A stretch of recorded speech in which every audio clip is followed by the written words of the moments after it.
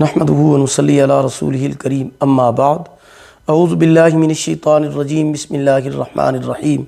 محترم سامعین کرام، السلام علیکم ورحمۃ اللہ وبرکاتہ۔ اللہ پاک آپ کی تمام دعاؤں کو، جائز حاجات کو، دلی مقاصد کو پورا فرمائیں، آمین ثم آمین یا رب العالمین۔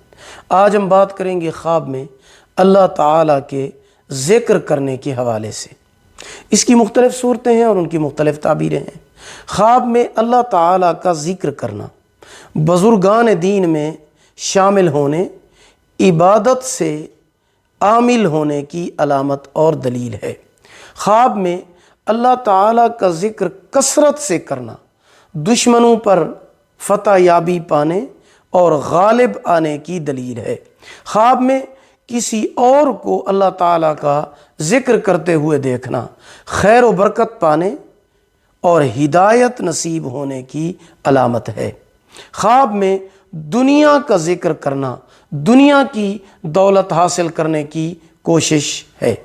خواب میں کسی مجلس میں، کسی محفل میں اللہ تعالیٰ کا ذکر کرتے ہوئے دیکھنا اس جگہ کے مضبوط آباد ہونے اور اس جگہ میں خیر و برکت ہونے کی علامت ہے۔